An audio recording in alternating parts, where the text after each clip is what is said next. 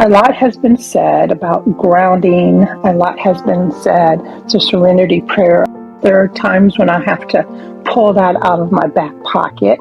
Speaking of back pocket, we should always have a go-to.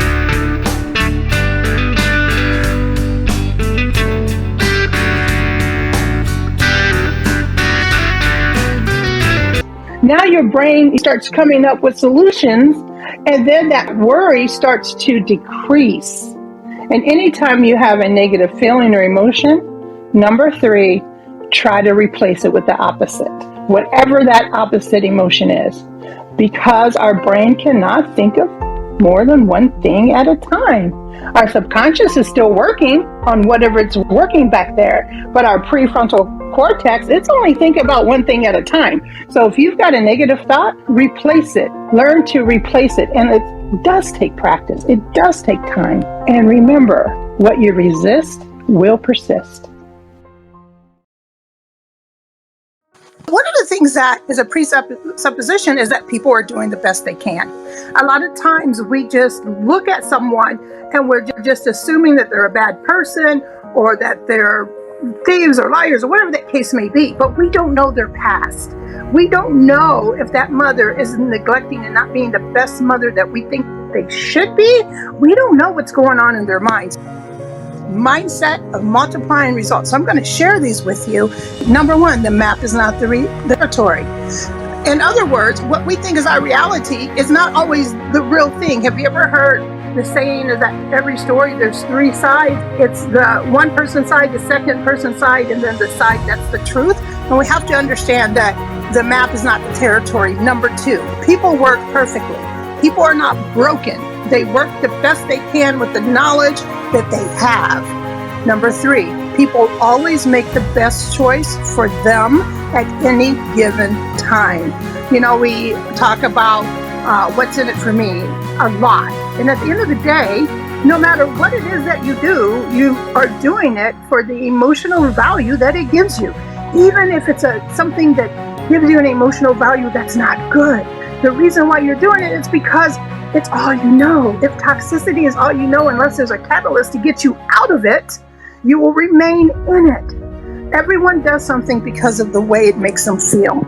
We all have all the resources that we need within ourselves. A lot of times we don't think we can do something, we doubt ourselves, we have lack of confidence, but at the end of the day, we are predestined and pre-built with everything that we need. The meaning of communication is the response you get. If you're speaking to someone, you're speaking because you want to understand. You want them to understand what it is that you're saying. And at the end of the day, the person who is communicating has a responsibility to get their point across. And sometimes even if that means agreeing to disagree. Every behavior has a positive intent in some context. That's a hard one because we know people do a lot of bad things. But at the end of the day, there is a principle of positive intent. Now, it may not be a good intent. Someone's just toxic and not a good person or a narcissist. It might be the intent to make how they feel, right or wrong. That's just the way it is. And you cannot communicate, whether it's your body language, whether it's your facial expressions, whether it's your words, you will always communicate some type of way. Mind and body are connected. Failure, only feedback. There is no failure. You're either getting a lesson out of it or you're getting some type of blessing. No failure, only feedback.